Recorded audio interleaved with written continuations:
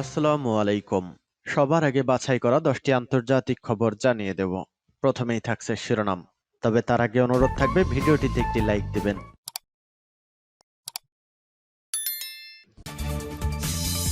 জানিয়ে দেব আমাদের হাতে থাকা সর্বশেষ গুরুত্বপূর্ণ আপডেট আন্তর্জাতিক সংবাদ। মার্কিন দূতাবাসের স্মরণকালের সবচেয়ে ভয়াবহ বড় হামলা। এরপর জানিয়ে দিব চলমান যুদ্ধে 5,000 ইসরায়েলি সেনা আহত হয়েছে বলছে সামরিক সূত্র। আরো জানিয়ে দিব লাখ লাখ ইহুদিদের ইসরায়েল ত্যাগের হিড়িক পছন্দের তালিকায় ইউরোপের 3টি দেশ।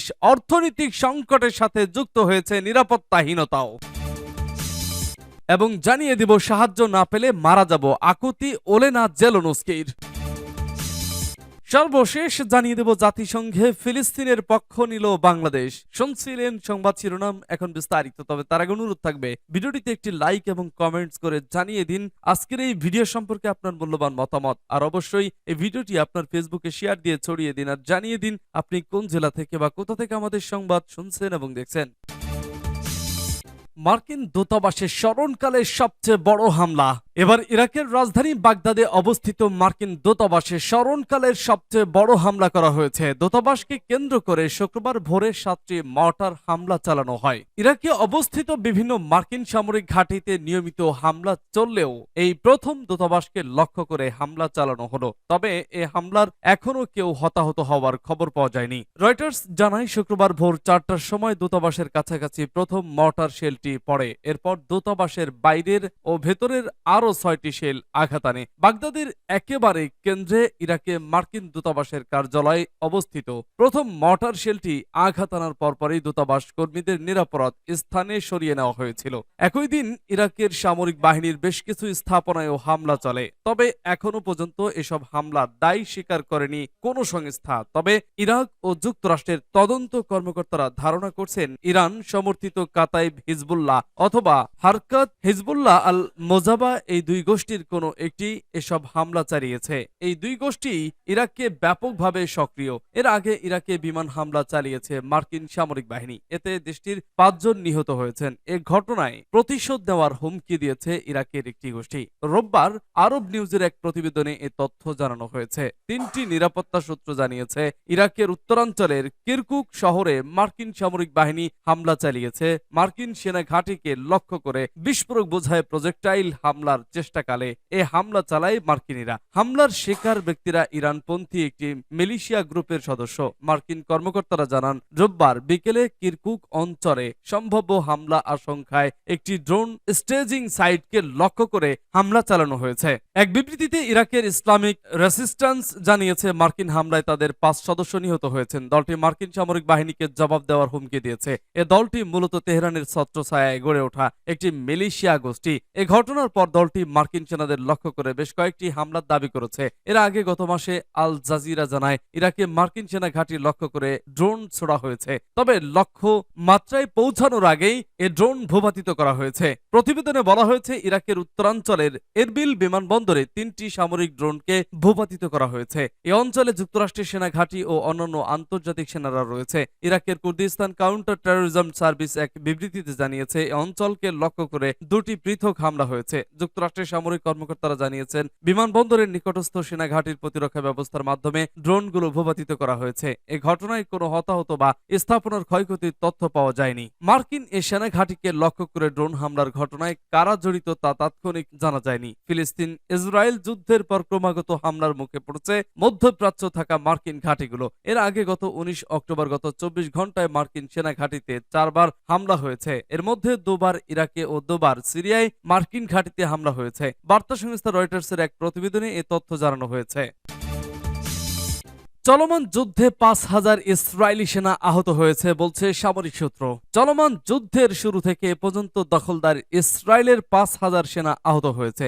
আহত 5,000 সেনার মধ্যে 2,000-এরই অঙ্গহানি ঘটেছে। এ তথ্য জানিয়েছে ইসরায়েলি দৈনিক ইয়েদিউথ আহরনোত। ইসরায়েলের বিভিন্ন সামরিক সূত্রের বরাত দিয়ে পত্রিকাটি আরো লিখেছে যুদ্ধ মন্ত্রণালয়ের রিহ্যাবিলিটেশন সেন্টারে এখনো প্রতিদিন গড়ে 60 জন আহত সেনা ভর্তি হচ্ছে। রোগীদের বেশিরভাগই গুরুতর জখম নিয়ে সেখানে আসছে। গত শুক্রবার ইসরায়েলি সেনাবাহিনী জানিয়েছে গাজায় স্থল অভিযান শুরুর পর থেকে এ পর্যন্ত 97 জন ইসরায়েলি সেনা প্রাণ হারিয়েছে। তবে বিভিন্ন সূত্র বলছে ইসরায়েল তাদের হতাহত সেনাদের সঠিক পরিসংখ্যান প্রকাশ করছে না। সামরিক বাহিনীর মনোবল ধরে রাখতে এবং জনরোষ ঠেকাতে তারা হতাহতের সংখ্যা অনেক কম বলে প্রচার করছে। ইসরায়েলের টিভি চ্যানেল 12 জানিয়েছে ইসরায়েলের সেনাবাহিনী হাসপাতালগুলোকে নির্দেশ দিয়ে রেখেছে তারা যেন সমন্বয় না করে আহতদের সংখ্যা কাউকে না জানায়। সূত্র পার্স টুডে। অর্থনৈতিক সংকটের সাথে যুক্ত হয়েছে নিরাপত্তাহীনতা। লাখ লাখ ইহুদিদের ইসরায়েল ত্যাগের হিড়িক পছন্দের তালিকায় ইউরোপের 3টি দেশ। অবৈধভাবে প্রতিষ্ঠিত ইসরায়েল থেকে ইহুদি অভিবাসীদের পলায়নের ঘটনা যদিও অনেক আগে থেকে শুরু হয়েছিল, কিন্তু সম্প্রতি গাজা যুদ্ধ শুরু হওয়ার পর ইহুদিদের ইসরায়েল ত্যাগের ঘটনা বহুগুণে বেড়ে গেছে। গাজা উপত্যকার বিরুদ্ধে ইসরায়েলি আগ্রাসনের 63 দিন পেরিয়ে গেছে। অন্যদিকে হামাসও পাল্টা প্রতিক্রিয়া দেখানোর চরম নিরাপত্তাহীনতার কারণে অবৈধ ইহুদি অভিবাসীদের ইসরায়েল ত্যাগের হিড়িক পড়ে গেছে। ইসরায়েলের গণমাধ্যমগুলো জানিয়েছে হামাসের আল আকসা তুফান অভিযান শুরুর পর দখলীকৃত এলাকা ছেড়ে যাওয়া ইহুদিদের সংখ্যা 5 লাখে পৌঁছেছে। সবচেয়ে গুরুত্বপূর্ণ বিষয় হচ্ছে যারা ইসরায়েল ছেড়ে চলে গেছে তারা কেউ আর ফিরে আসেনি। পর্তুগালের অভিবাসন দপ্তর জানিয়েছে এই বছরের শুরু থেকে এ পর্যন্ত 21,000 ইসরায়েলি পর্তুগালের নাগরিকত্বের জন্য আবেদন করেছে। পর্তুগালে বিদেশে অভিবাসন প্রত্যাশীদের মধ্যে 1 নম্বর অবস্থানে রয়েছে ইসরায়েলিরা। আল আকসা তুফান অভিযান শুরু হওয়ার আগে ইহুদিদের ইসরায়েল ত্যাগের মূল কারণ ছিল অর্থনৈতিক সমস্যা এবং বিরাজমান বিভিন্ন চ্যালেঞ্জ, কিন্তু সম্প্রতি গাজা যুদ্ধ শুরুর পর চরম নিরাপত্তাহীনতার বিষয়টি তাদের পলায়নের অন্যতম কারণ হয়ে দাঁড়িয়েছে। বিশেষ করে যুদ্ধের ফলে বেকারত্ব বেড়ে যাওয়ায় ইসরায়েলিদের মধ্যে আতঙ্ক সৃষ্টি হয়েছে। ইসরায়েলের অর্থনৈতিক অবস্থার এতটাই অবনতি হয়েছে যে অধিকৃত অঞ্চলে বেকার মানুষের সংখ্যা প্রায় 10 লাখে পৌঁছেছে। কিছুদিন আগে ইসরায়েলের শ্রম মন্ত্রণালয় জানিয়েছিল যে আল আকসা তুফান অভিযান শুরুর 26 দিনের মাথায় 7,60,000 ইসরায়েলি বেকার হয়ে পড়েছে এবং এ সংখ্যা দিন দিন বাড়ছে। বর্তমানে অর্থনৈতিক সংকটের সাথে ফিলিস্তিনিদের রকেট ও ক্ষেপণাস্ত্রের আঘাতে নিরাপত্তাহীনতার বিষয়টিও যুক্ত হওয়ায় ইসরায়েলিরা অন্যত্র চলে যেতে আরো বেশি উদ্গ্রীব হয়ে গেছে। ইসরায়েলি নাগরিকরা যে শব্দগুলো গুগলে সবচেয়ে বেশি সার্চ করে তা হলো ইসরায়েল থেকে প্রস্থান করা এবং এর সাথে সম্পর্কিত উপায়গুলোর অনুসন্ধান করছে তারা। আরেকটি বিষয় হচ্ছে অভিবাসনের পাশাপাশি এসব ইহুদি অভিবাসীরা অন্য দেশের নাগরিকত্ব পেতে চায়। এ অবস্থায় এসব ইসরায়েলি নাগরিকদের অন্য দেশের নাগরিকত্ব পাসপোর্ট পাওয়া তাদের জন্য বিরাট দুশ্চিন্তার বিষয় হয়ে দাঁড়িয়েছে। এসব ইহুদি অভিবাসীরা তাদের গন্তব্য হিসেবে ইউরোপীয় দেশগুলোকে অগ্রাধিকার দিচ্ছে। ইসরায়েলের এক পরিসংখ্যান থেকে বলা হয়েছে ইউরোপীয় দেশগুলোর মধ্যে পর্তুগাল, জার্মানি ও পোল্যান্ডের নাগরিকত্ব পেতে ইসরায়েলিরা সবচেয়ে বেশি চেষ্টা করছে। তেল আবিবে অবস্থিত ইউরোপীয় ইউনিয়নের দপ্তর স্বীকার করেছে যে ইসরায়েলি নাগরিকদের ইউরোপের দেশগুলোতে অভিবাসনের প্রবণতা সবচেয়ে বেশি। সূত্র পার্স টুডে। সাহায্য না পেলে মারা যাব, আকুতি ওলেনা জেলেনস্কির। পশ্চিমা মিত্রদের থেকে অর্থ সাহায্য বন্ধ হয়ে গেলে ইউক্রেনীয়রা মহাবিপদে পড়বে বলে সতর্ক করেছেন ইউক্রেনের ফার্স্ট লেডি ওলেনা জেলেনস্কি। তার মতে সাহায্য বন্ধ করা মানে ইউক্রেনীয়দের মৃত্যুর মুখে ঠেলে দেওয়া। গত সপ্তাহে ইউক্রেনের জন্য $6,000 কোটি একটি সহায়তা প্রস্তাব আটকে দিয়েছে যুক্তরাষ্ট্রের সিনেট। বাইডেন প্রশাসন আগেই সতর্ক করেছে ইউক্রেনের জন্য মার্কিন সহায়তা তহবিল শিগগিরই ফুরিয়ে আসতে পারে, কিন্তু সহায়তা প্রস্তাব অনুমোদনের জন্য শর্ত বেঁধে দিয়েছেন রিপাবলিকান সিনেটররা। ইউক্রেনের আর্থিক সহায়তা ছাড়ের আগে যুক্তরাষ্ট্রের সীমান্ত ব্যবস্থাপনা তহবিলের বিষয়ে প্রেসিডেন্ট বাইডেন ও ডেমোক্র্যাট আইন প্রণেতাদের সঙ্গে সমঝোতা চান তারা। বাইডেন বলেছেন ইউক্রেনের সহায়তা ছাড়ে সম্মত না হওয়া হবে রুশ প্রেসিডেন্ট ভ্লাদিমির পুতিনের জন্য উপহার। রিপাবলিকানদের উদ্দেশ্যে তিনি সতর্ক বার্তা দিয়ে বলেছেন স্বাধীনতার স্বার্থ থেকে যারা মুখ ফিরিয়ে নিয়েছেন ইতিহাস তাদের কঠোরভাবে বিচার করবে। ইউক্রেনের আর্থিক সহায়তা নিয়ে মার্কিন রাজনীতিতে এমন দোলাচলে উদ্বিগ্ন ইউক্রেনীয় প্রেসিডেন্ট ভলোদিমির জেলেনস্কির স্ত্রী ওলেনা। বিবিসিকে দেওয়া এক সাক্ষাৎকারে তিনি বলেছেন সহায়তা কমে গেলে তার দেশ ভয়াবহ বিপদে পড়বে। ইউক্রেনীয় ফার্স্ট লেডি বলেন আমাদের সত্যিই সাহায্য দরকার। সহজ কথায় আমরা এমন পরিস্থিতিতে ক্লান্ত হতে পারি না, কারণ ক্লান্ত হলেই মারা পড়ব। আর যদি বিশ্ব ক্লান্ত হয়ে যায় তার অর্থ হবে আমাদের মৃত্যুর মুখে ছেড়ে দেওয়া। ওলেনা আরো বলেন ইউক্রেনকে সাহায্য করার ইচ্ছা ম্লান হওয়ার লক্ষণগুলো আমাদের খুব কষ্ট দেয়। এটি আমাদের জীবন মরণের প্রশ্ন।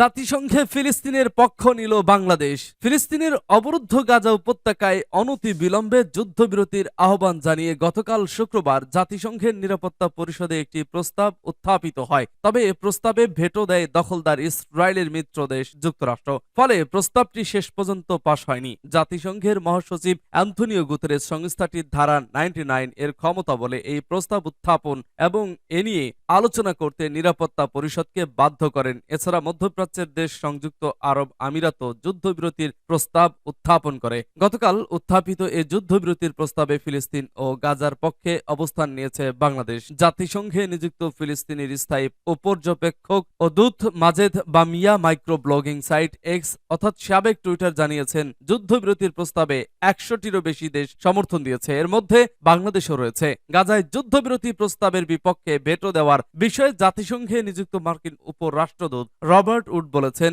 যুক্তরাষ্ট্র টেকসই শান্তির সমর্থক, যেখানে ইসরায়েল ও ফিলিস্তিন দুই দেশই শান্তি ও নিরাপত্তার সঙ্গে থাকতে পারবে। তবে আমরা গাজায় অবিলম্বে যুদ্ধবিরতির দাবিকে সমর্থন করি না। আফগানিস্তান, অ্যান্ডোরা, অ্যাঙ্গোলা, অ্যান্টিগোয়া ও Barbuda, Argentina, Azerbaijan, Bahamas, Bahrain, Bangladesh, Barbados, Belarus, Belgium, Belize, Benin, Bolivia, Bosnia ও হার্জেগোভিনা, বতসোয়ানা, ব্রাজিল, কম্বোডিয়া, মধ্য আফ্রিকান প্রজাতন্ত্র, চাদ, চিলি, চীন, Colombia, Comoros, Congo, Costa Rica, Cuba, গণপ্রজাতান্ত্রিক কঙ্গো, জিবুতি, আইসল্যান্ড, এছাড়াও Namibia, New Zealand, Nicaragua, Nigeria, Norway, Oman, Pakistan, Peru, Philippine আরও কিছু দেশ